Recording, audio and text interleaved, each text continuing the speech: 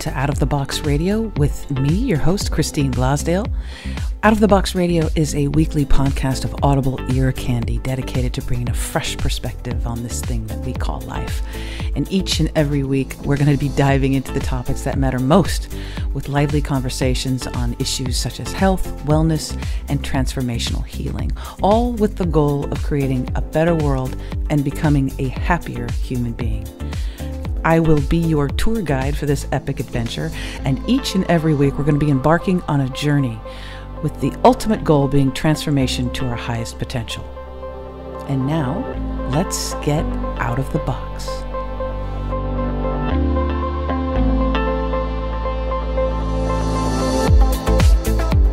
Hello, everyone, and welcome back to Out of the Box with Christine. I am so very happy that you're tuning in today because we have a very, very special show. My guest today is AMIRAH HALL, who is a master intuitive trainer, entrepreneur, and mystic dedicated to helping you become the very best person that you want to be. She is a clairvoyant quantum energy healer and mentor who sparks lasting changes, raising vibes for well over 20 years now. And we're going to get into a whole bunch of discussions today about where we are, what's going on in the world, what's going on inside of us, this whole thing called Ascension. What does that mean? Are we waking up? Are we sleeping still? All of those great things with my dear guest today, AMIRAH HALL. Welcome, AMIRAH, to Out of the Box. Thank you so much. It's a real pleasure and an honor, and I'm delighted we're out of the box. Well, we have, there's just some kooky things. We'll let the listeners in on a little bit. Before we had this interview, we had a really difficult little time sort of getting connected because phone lines, computer issues, all of that. And I think that that's quite a mirror symbol of what's going on with some people right now. I'm not saying everybody, but there's a lot of stuff going on right now, isn't there? Well, I think I feel like I'm a broken record. I've been saying this to my clients and students for over 2 years now, but this last part of this year has seemed to not only be crazy on steroids, and not all bad crazy, but just super accelerating in strange ways. And I'm noticing everything being more difficult in like a simple connection that we normally take for granted, that we're both competent technically, it's easy for you to say, technologically, but for whatever reasons, nothing was clicking. And I find that this is exactly what's happening to people. Things are breaking down. Mm-hmm. in every category of their lives. Yes, very much so. And if you're not aware of what's happening and having a really good way of dealing with it, you can kind of short circuit yourself and perhaps lash out at others, lash out at yourself. So we're going to get into all of that because there is so much stuff that's happening right now. But I wanted to give our listeners a bit of a background, if you don't mind, letting our listeners know your journey. How did you, first of all, what a great thing to wake up and say that you're going to do. You know, you're going to be healing and mentoring folks and guiding them on this journey called life. How did you get to this point? Well, I can't say that it was a smooth path. And I certainly never thought in a million years growing up in Canada, in a Catholic background, that I would ever be in this position. My first career was an interior designer, and then I moved into sales. And I had been working in corporate America until I had a yearning in the 90s for spiritual growth and pilgrimage. And I found myself on a journey in Egypt. And, I'm condensing the story somewhat for the purpose of this, but I ended up having a near-death experience.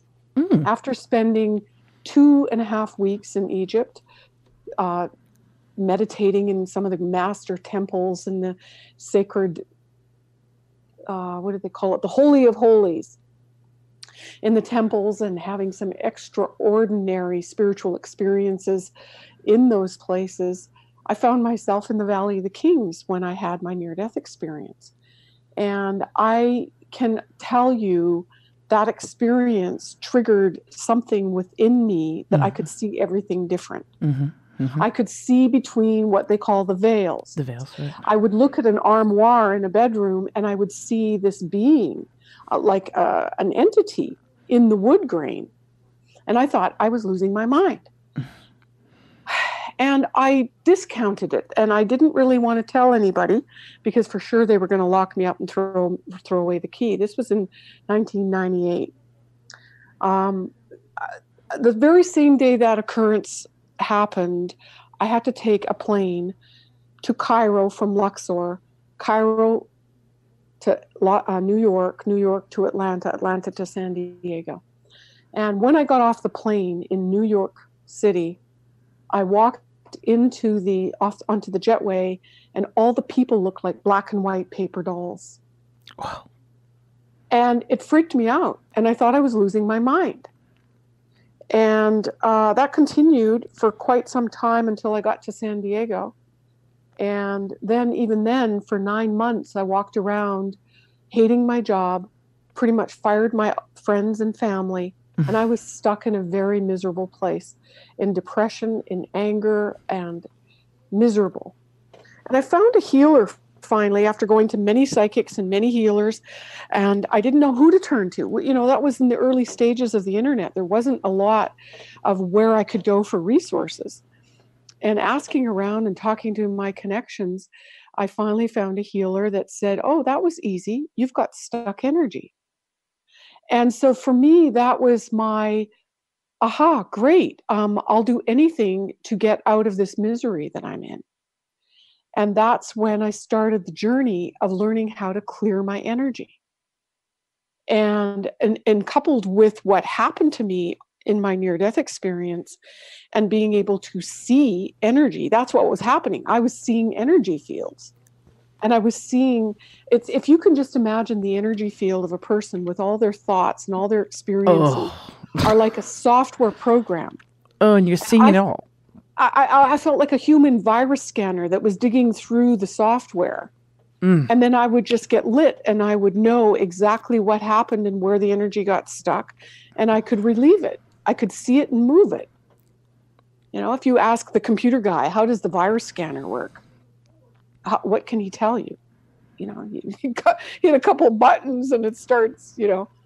Hit reboot. Kind of that was kind of what was happening for me. And I didn't have any references. So this has been 20 years now, Christine. And so part of that journey was learning how to manage it, manage what I could see. And in turn, I was starting to teach other people how to manage their own intuition. And when you can manage your intuition and you can change the energetic output, let's say the software of something, you can actually, it starts like I was living Harry Potter's life.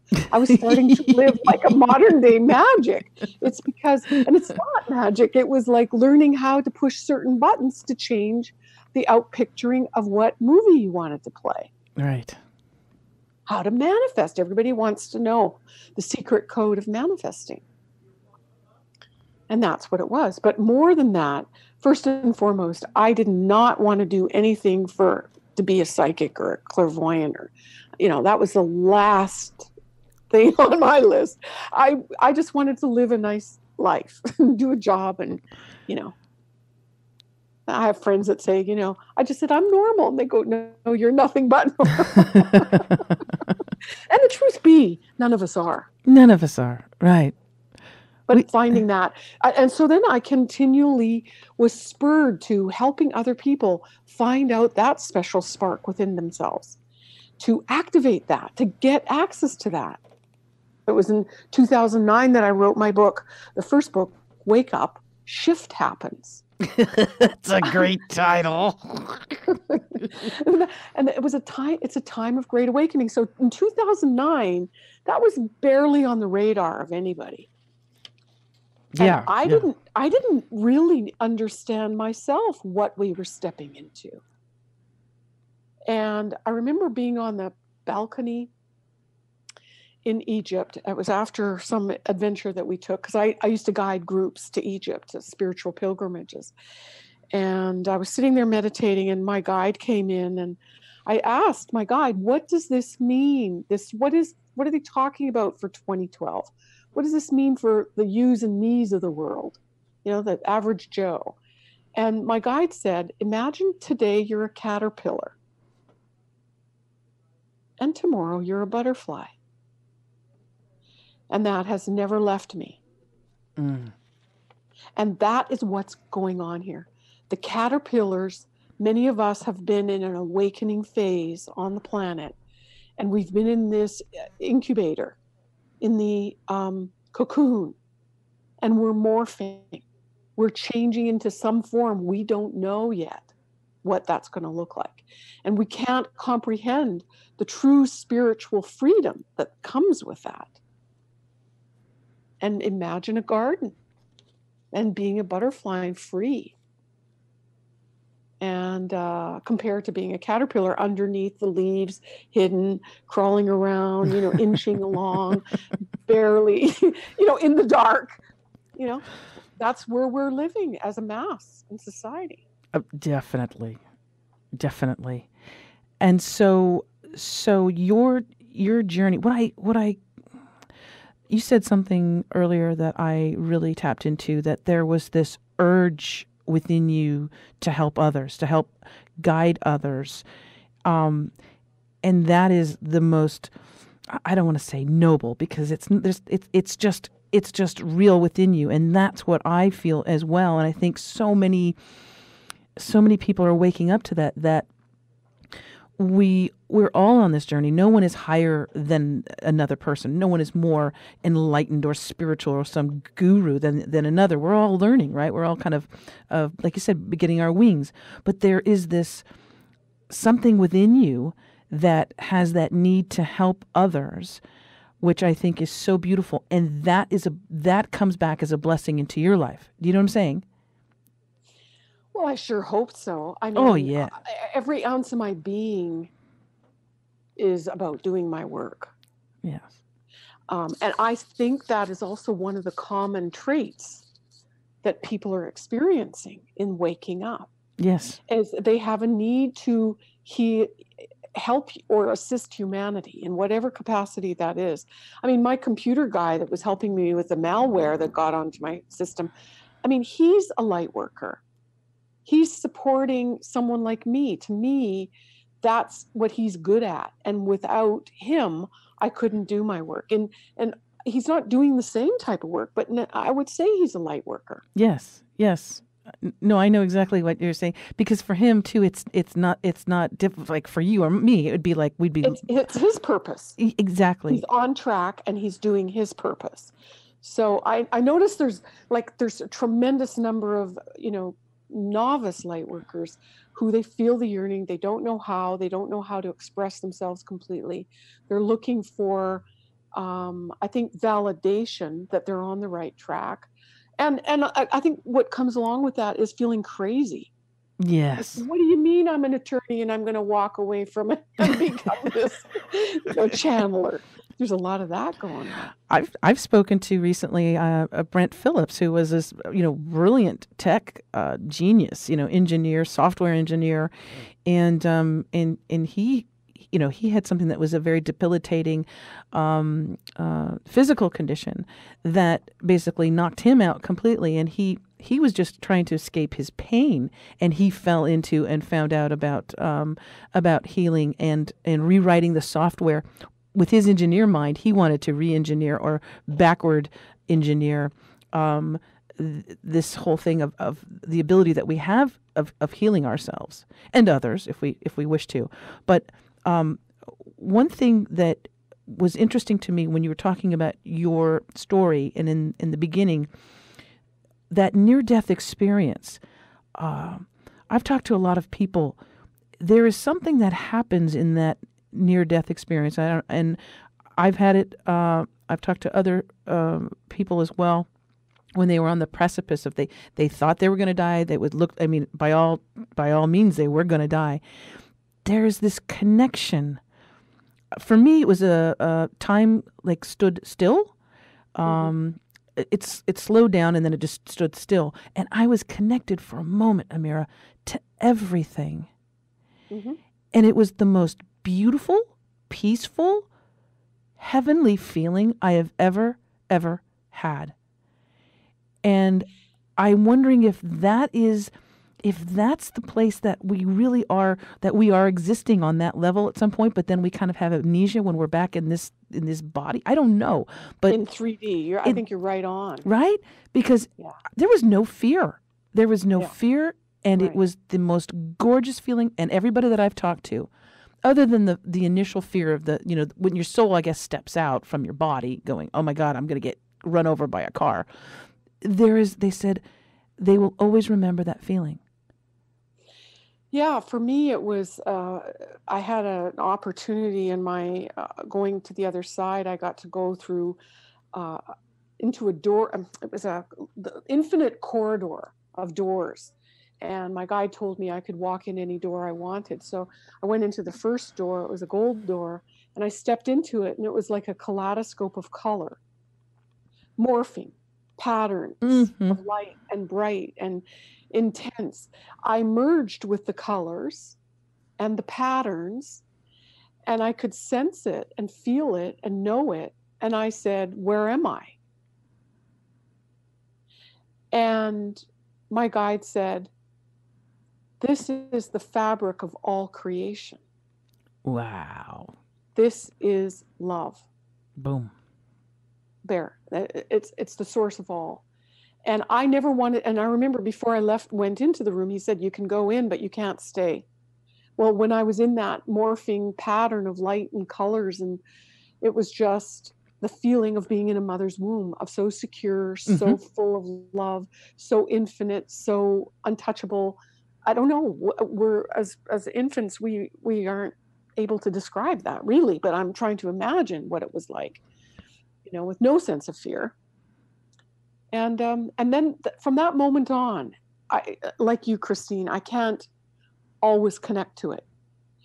We are in 3D, and part of this ascension and this awakening is raising our vibration, one, so that we can connect through the veil, that wall that blocks us, our sense of perception of what reality truly is and isn't. That we are multidimensional beings. And once we can align with that in a conscious awareness, that's where true superhuman abilities and manifesting abilities really come into fruition. By the way, I loved your conversation and interview with Brett. It was brilliant. Oh, thank you. And I could relate to so much of that because I too had an illness in 1991. The doctors told me death or wheelchair. So that is another common trait that many people are experiencing right now. Yes. And if they can't get a cure, honestly, that was my biggest blessing. There was no cure for me. So as pissed off as I was forced to meditate and yoga and chiropractic and acupuncture, because that was in 91. That was the only thing that I had at my disposal. And those are the best things, quite honestly. Exactly. But thank God I had a narrow range to choose from. If I would have went down the Western medicine trail, God knows where I'd be. Exactly. And so you look at just back to the near-death experience. Mm-hmm. It's also a common theme between near-death experiencers is to have advanced psychic abilities or advanced healing abilities. Oh yes, I can see that just from the people that I've spoken to as well. Right. Now I had mentioned in the beginning talking about ascension and ascension symptoms, and for people who are listening who are like, ascension, what the heck, what are they talking about? Do you mind just giving a little bit of a little primer for folks? Because out of the box with Christine, out of the box is, we talk about all kinds of different subject matters. And first, for those who are not familiar with it, do you mind just educating our audience a little bit about ascension and ascension symptoms? In the simplest terms, I see that the energies on our planet are raising. the vibration and the frequency on our planet is shifting. Mm-hmm, mm-hmm. And it's raising to a vibration. You're seeing a lot of people dying at an accelerated rate because their bodies or their souls are not able to make the shift or energetic shift, and they're leaving their body and they're going to another dimension. They continue to exist because I can tell you, I talk to dead people all the time. They're really not dead. Okay. And so they're in another dimension, and they're, existing in different ways. So besides that, people are experiencing symptoms of illness, a lot of mental fatigue and emotional disturbances, thinking they're going crazy. And this is also a symptom because of the frequency shifting. It's forcing us to think different. Our belief systems of old ways are dropping. Mm. And we're being challenged to find alternative ways, new thinking. Well, why don't you think that would work? Let's try it. Just because your mother always, let's say, washed dishes a certain way, well, who said we have to do it that way? Maybe we could do it in reverse, or maybe we don't need water. I don't know. I'm just making stuff up. But, doing things new ways, and technology is just skyrocketing, just accelerating at such rapid rates. We're getting apps to do things, simplifying things, and that can be good. And that we could go down a rabbit hole on that. But what else is going on? I think the biggest thing that I'm noticing from people is that because they don't know really what's going on, is they feel crazy. They're losing their mind with mood swings and sleep pattern disturbances. And they used to, let's say, feeling like they have to sleep during the day, or not being able to sleep at night, or waking up at 4 a.m., 3 or 4 a.m. I often tell my students, if you're waking up, then do something valuable like meditate. Open up one of your guided meditations. Or this, some people are saying they've got these weird food, like they're not eating, they're hardly eating anything, but their body is expanding, like they're bloated. I've had changing foods, like you might totally be vegan for 20 years and all of a sudden you're eating meat, and vice versa. Yeah. Also ringing in the ears, like a high pitch in the ears. Some people are experiencing that. Being triggered, fears, old fears and insecurities and fears are being triggered, and to a point where it's very confrontational for people, because they're like, why are these things coming up?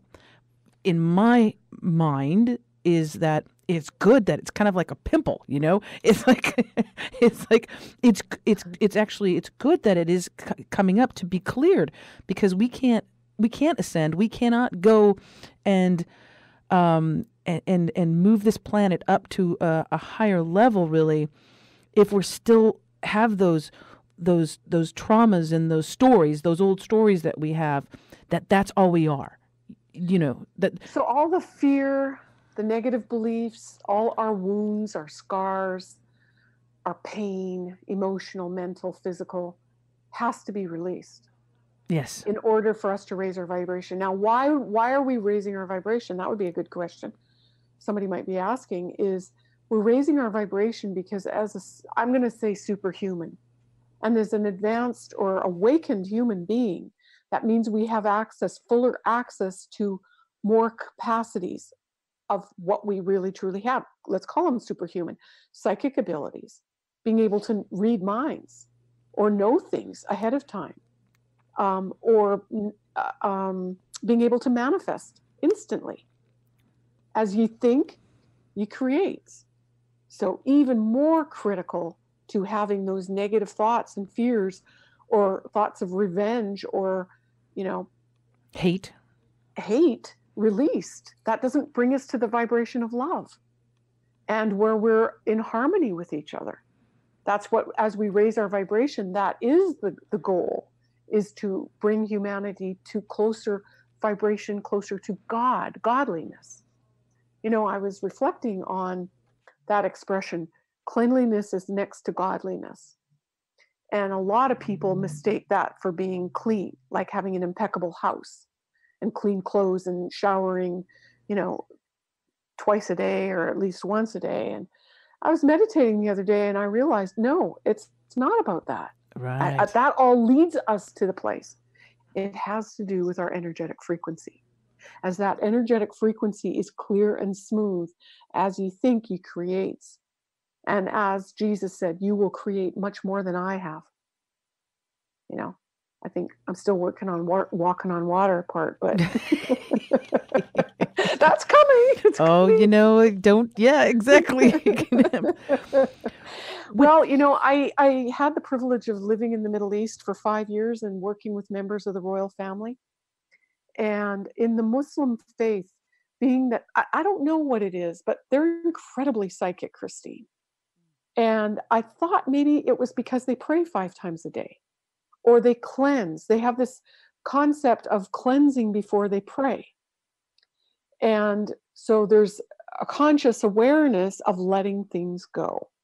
Now, I'm not saying all of them all of them got it yet, but it made me think, how come they're more psychic and in tune than we are over here in the West?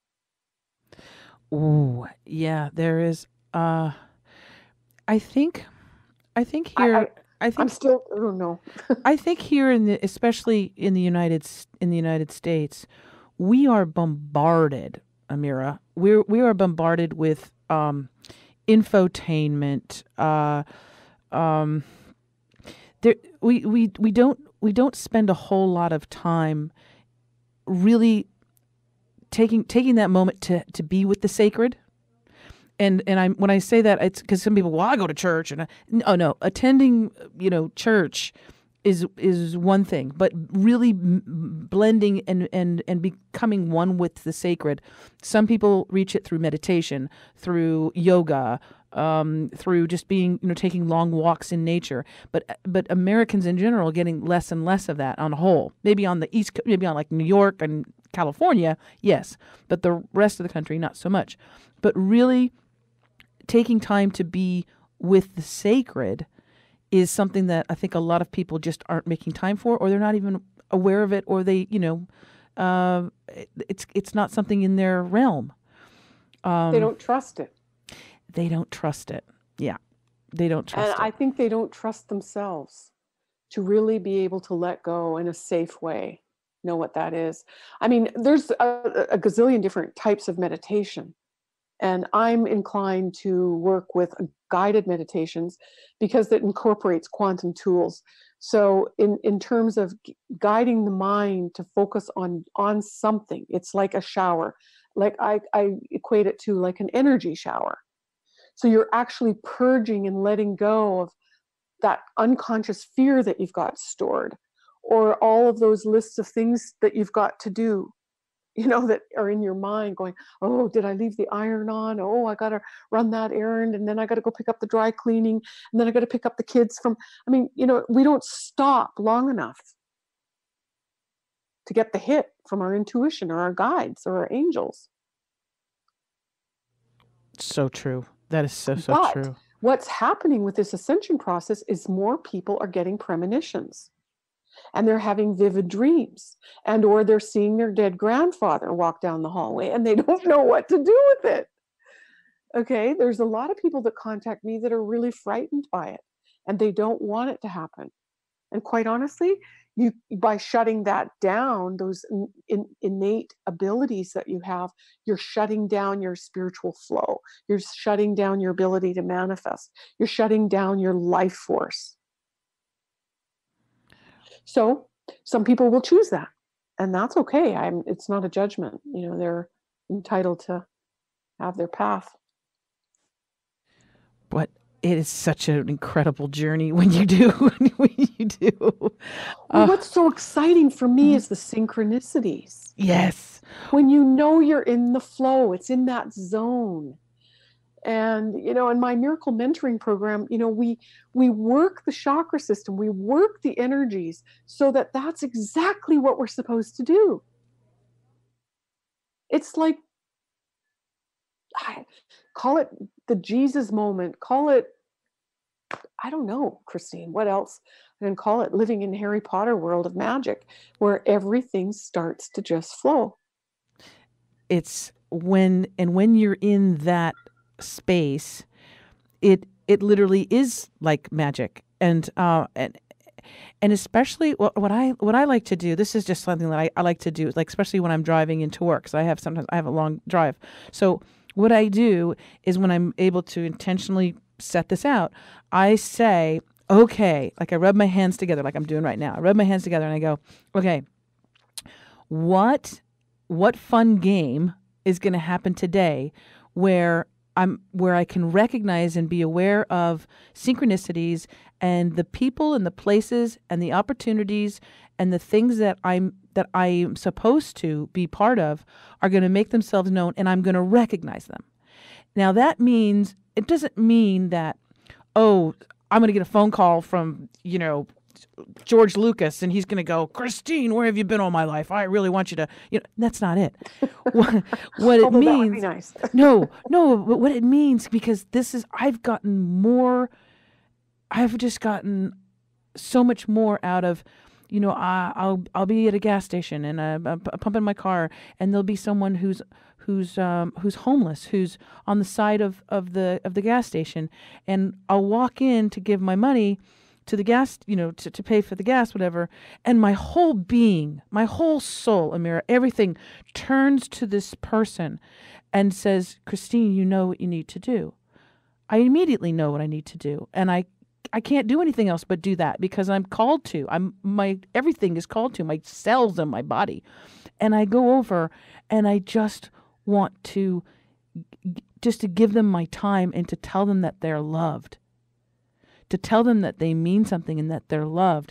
And can I do something for them? I've done whatever I can. Sometimes I've gotten a hotel room for them so they can have a one night sleep where they can close their eyes and they don't have to worry about somebody hurting them. And to me, that is a bigger reward, that connection to them, because in some other lifetime they were masters, they might have been kings. But we just pass them by the street and we cast judgment on them. And that is what I'm saying, is that when I have that opportunity, I am so grateful, because I am like, you're my king. That's beautiful, Christine. And I think that's another symptom that's actually occurring within people is they're driven to purposeful action, and they're driven to change in ways of thinking that they never had before. Exactly. The other thing that I think is quite common for people is repeating numbers. Oh my gosh. 1111. Amira, I have 222. 222. 222 is all over the place with me. 222. 333. Yeah, all over. Is it? Yeah. What's your understanding on that? Is that just like something like God, universe, just saying, "Hey, you're doing good. You're on the right path," or is it? What is that? What is that, Amira? Personally, I haven't done a lot of research or even in psychic interpretation on it. For me, I think it is a sign or a symbol from our angels or guides. I think if you kept getting 555 and you drove by a house that said 555, and then you saw in your car it was at 555 on the odometer, and then you've got to tune into that for yourself. Is that a clue that you are doing the right things in the right place? Is that just getting your attention and nothing more? Or has that always happened, but you've never been aware of it before? It's all possible. What about with the shadows and the fears that are being purposefully, I guess, brought up right now, so that we can actually finally be free? Because my goodness, when you think about it, when you are in that state, whatever it is, of fear or insecurity, jealousy, of you name it, rage, exactly. It really doesn't feel good, and you spiral. You can spiral. Like it can just get bigger and bigger and bigger and bigger till it just completely, like you're like not a monster, but you're like you can snap at your kids, snap at your wife. You can quit your job. You can exactly. Road rage. Road rage, exactly. So, what can we do what can we do to, um, I don't want to say purposely bring them up, but how can we face these shadows and fears, or do we have to be triggered by an outside, by something? In other words, is there something that we can do? I knew I would tell people to listen to your meditations and to follow you. But that would be wonderful. Yeah. And here's the reason why. I was triggered by an illness. I was forced into meditation because there was no solution for me. I had years of therapy, and that did nothing for me. I was tired of talking about it. And I know a lot of people are tired of talking about their pain. Yes.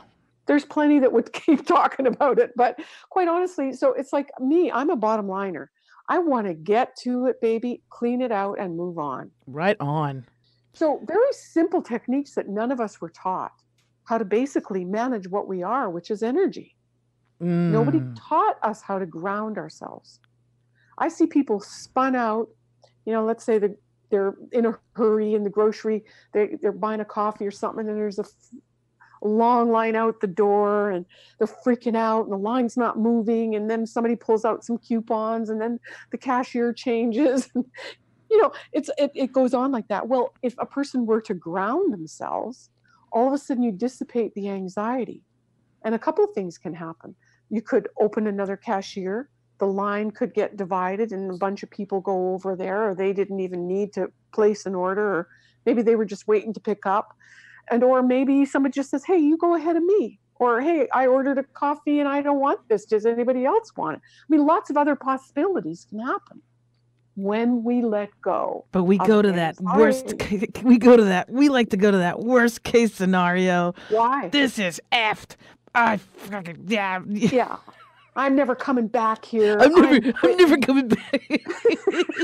We act like children, I swear to God. I hate that cashier anyway. Oh, yeah. I've been there. And guess what? We're doing it so we can feel real. We are like little children. We want to be human, though. We want to feel that pain. We do? That gives us a validation that we're human. We're humans to have emotion. But don't we already know this, AMIRAH? Don't we know this? Do we have to have a meltdown? Yes, we do. Do we have to? We're in kindergarten. In terms of evolution, we're in kindergarten. Do we have to be sent to the room because we're just throwing a fit on the floor? Time out and put gum on the end of your nose. No, because sometimes, the reaction of people, it's like, something that's very small, a small inconvenience or something, people just wig out. I'm watching it, and it's accelerating. Yeah, because it's embarrassing. It's like an overreaction. But also, I try because I really do. I try not to judge because I know they're going through their own process. But immediately, I do also go back and I go to that little child that's within that 45-year-old body or 70-year-old body or whatever age body is doing the venting and the spewing, and I try to see that little child, because it's something more than just the grocery line being too long. That's something else that's been boiling up within them. Yeah. And considering that we're multidimensional beings, oh my gosh, we're the beginning of that, and where that pain is being triggered from that for that individual. Especially with our health, I find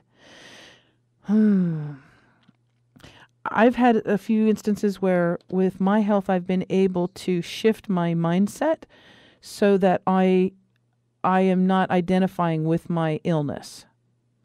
And when I don't identify with my illness, when I just say, "Oh, hello, nice to see you. You're not really required right now. You're welcome to stay, but you're really not needed right now." Or another way to go is to ask, what does your body need to support it for wellness? So you're focusing on what the body desires, not what it doesn't want. Right. Like, how can you support your physical body? What is it asking for? Is it asking for a timeout, like a nap in the afternoon, or a bubble bath, or a walk around the park? or sitting and reading a book. Whoever does that anymore? Nobody. I know. So, it's just tuning in. Again, it's getting quiet and letting, and what are we doing when we do that? We let go. It's like taking a breath, going, your body goes, yeah, now I feel good. The little baby inside, little child within just goes, yeah, that feels good. Letting go. That, I think, is something that is so difficult for humans to let go. Well, I think it's because we're, when I look at the energy centers, I see the first chakra, that's all programmed for survival. But if that's triggering the body, if the body knows how to be grounded in a safe way, that's what the body wants, period. It wants to be safe. It's programmed at a primal level to survive. It wants to be safe. And so we have to employ tools. We can't all be oming on the top of a mountain all day. Right. And it would be lovely, but we're not there yet. And in, the concrete jungles, there's no Himalayas. It's true. There might be a street named after that mountain, but yeah, so we have to bring it to us. And that's the way. It's an inside job. And what tools can we what can we do? What tools can we start using to help us in this process? The very first tool I teach all my students and all my clients and I employ all day long is grounding. Grounding. We have every device that we own has 3 plugs on it. And one is a grounding wire. And if there's a surge of energy coming through that appliance or that device, it gets channeled into the ground so it won't blow up. But we as humans, we don't have a grounding cord, so we have to visualize or create one in our mind. And so we can channel the anxiety or the surge of energy that comes at us because we are, in fact, an energetic being. Totally. And so when the energies are coming at us, when we're being blasted by the news flashes or some scene or protest or even in our own families an upheaval, right? Where does that energy go? It gets stuck. And then when the energy gets stuck in your ovaries or in your lower back or in your head, you get a headache or you get ovarian cancer or you get a tumor of some sort. Because when energy just stops flowing, it gets stuck and it creates dis-ease. It's very simple.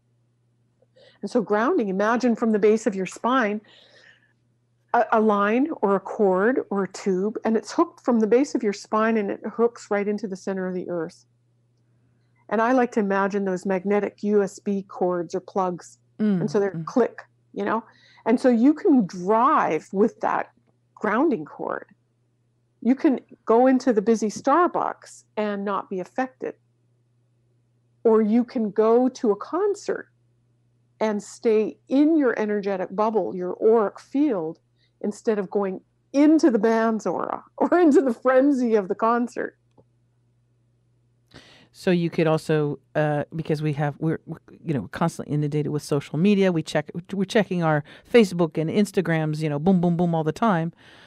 So that you can also be, when you're grounded, you can check on, if you go on Facebook, then you're not going to be sucked into that world as well. Well, you could, and it doesn't mean you can't. There's some other tools that I employ, like one, I have a symbol on the edge of my aura. So it reminds me to stay present in my body and in my own energy field, and it keeps everybody out of my energy field. Whoa, what is that? You have a symbol? I know, it's a secret symbol. Oh. It's my very own secret So for symbol. us, AMIRAH Hall. You can have your own secret symbol. So we have so we put a symbol on the edge of your aura, like a healthy aura should extend about arm's length around you. all around you. That's our aura. Okay. That's how far Our approximately. energy bubble. That's a Right. healthy one. Have you ever noticed walking in a room and you notice somebody that has the command of a room? Yes. Yes. That means their aura has completely filled the room. And you literally walked into their bubble. Mm. And they control you. Mm. Politicians are great at that. Musicians and, Right. celebrities are really good at that. That's good and bad, because when they're off stage or their career changes, then they lose themselves. Yes. They go into a dramatic, recline because they don't have the inflow of everybody else's energy that's keeping them propped up. So on our auras, on the the extension of our auras, are you saying to put a symbol, something that means something to you? Well, what I use is a rose. Mm-hmm.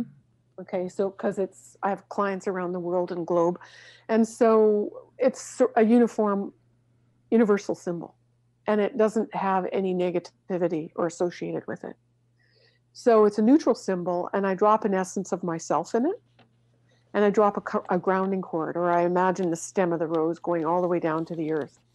So when people look for AMIRAH, they actually put their energy into that rose, and they're not coming into my bubble. That's nice. That's like a decoy. Right. So everybody on Facebook or YouTube or everybody that's looking for us or listening to this, they're not coming into my bubble. Gotcha. Now, is it 100%? No, because nothing is. Everything's moving. Energy's constantly moving. It's just sort of a figment of our imagination that things are even solid, or that you're in LA and I'm in San Diego. Really, we're right in the same bubble together. Right. It feels like that, doesn't it? Yes, very much so. Yeah, I know. So that's the truth of everything. That's why dead people are really living. And I can see them. Do you, this is for people who have, well, as we say, lost someone, although we never do lose anyone. Is there a way that we can address, converse, interact with those that have gone to the other side, as they say?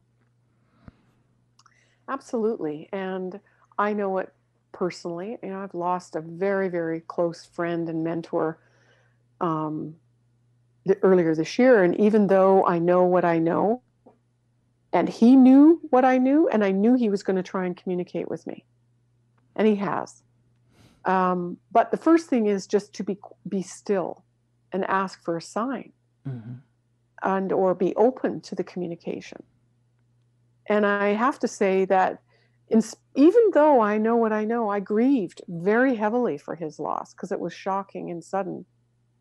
But he gave me signs within 3 days. And continues to interact with me on a regular basis, came to me in my dreams. So I think it's allowing that and knowing that they will, and also allowing yourself. For me, understanding energy, I could literally feel his energy leaving my body like a wave. I was sitting at the stove making some scrambled eggs, and I could literally, it felt like a whoosh leaving my body, flowing out of me. And I went, wow, that's JR's energy. And it was phenomenal because I could start feeling more like myself. But because we were so close and we interacted so much, his energy was intermixed with mine. And that is the case with every single relationship there exists. We're all connected. As your and my energies are interchanging right now, when we finish this conversation, I'll be sending you your energy back to you. And I reclaim my own energy. And honestly, for people, that's the very first thing I do when I'm working with clients that are struggling with their relationships, is I separate the energies. And all of a sudden, they're lovey-dovey again. It is phenomenal. The very thing that drew you together starts repelling you when your energies get so mushed up. That's Yeah. a highly technical term. For sure. But how else do we describe it? Everything gets stirred up, and then you lose sense of your own essence. Well, and if you're dealing with your own shadows or triggers and things like that, then that can wash over into your energy with your loved one. Well, and male and female, first of all, your energy, you're a female, your energy frequency is different than mine. But Yes. female to male energy frequencies are much lower than a woman, than a female. They're much higher frequency. So when the male energy, tangles up with the female energy or immerses, it starts to bring the female energy down, and she starts to feel depressed. Yes. Or starts being just lackluster. The very things that attracted her to him, she starts being repelled, or him to her. So they don't even know what's happened. It's just the energies. And the same thing with females. You don't have to be male, female, but just the nature of different frequencies when they intermix. So one of the very, very things that I teach people is how to send people their energy back to them.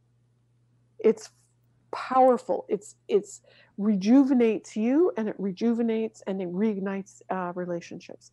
And if the relationship truly is over, then you can peacefully part ways. And oh my goodness, you should be at every divorce hearing, AMIRAH Hall. Well, because it's energy, and I've seen grown adults act like children and do such horrific things to one another. And it's just it's an energy waster and a time waster, and it's but what you're saying is so really important, and we're not taught this. We're not taught this in school. If we were taught this at even just at a young age, just think of how different the world could be, just with that, respectfully having that energy, gaining your energy back, and not intermixing like that. Oh my goodness, it would be just such a beautiful world. So that's where we have to take individual personal responsibility. Responsibility, exactly. When we start clearing our energy field, I'm not kidding you, miracles start happening. And life, it becomes synergistic and joyful. And that's what we're here to do. We're here to manifest and live a fulfilling, purposeful, enjoying life and learning our lessons. And it really comes down to a very simple formula of us being ourselves completely, knowing who we are, embracing that fully, and stepping it up, because a lot of us are living way below what we should be doing and living. Right. Yes. But it's happening. I do. I think it's I think a lot of people are getting out of that caterpillar phase, getting their wings. Well, they're in the cocoon, and that's all good. I mean, we're at various phases. And even once we get to be the butterfly, that dies. Yes. And then we start over at another level. Because Yes. I've seen myself go through several more metamorphoses over the last 20 years. So it's a joke on humanity as we evolve and our light raises. Well, but it is a journey. I'm really glad that I've met you now, and you're in this journey with me and our listeners as well. AMIRAH Hall, I want to thank you so very much. I want to have you back, because there's so many things that I want to talk about, and an hour is just not enough time with you. If people want to find out more about you and possibly access some of the meditation and the mentoring work that you do, what's the best way for them to reach you? The best way is going to amirahhall.com, and it's AMIRAHHALL.com. AMIRAH. Yeah, AMIRAH two has H's. an H. Yeah, AMIRAHHALL.com. AMIRAHHall.com. And of course, people can get your books as well on Amazon. The books are on Amazon, and I've got a YouTube channel. There's lots of good stuff on YouTube. Fantastic. So will you come back again when we can? I would love it. This has been a thrill. Good, and It's then been a we joyride. we can actually, when you just let me know when you want to come back, especially when you get a hit that you need to address the audience. Okay. I trust that. Yeah. Okay. Okay. Awesome. Thank you so much. You smell what I'm cooking? Yes. All right. Thank you so very much, AMIRAH Hall. Thank you so very much for listening today. And I want to remind you also, you can subscribe to this podcast if you haven't yet already. Shame on you. You can subscribe on iTunes, iHeartRadio, Stitcher, or YouTube. Make sure that you share this interview with family and friends. Until next time, I always want to remind you to stay outside of the box. Bye for now.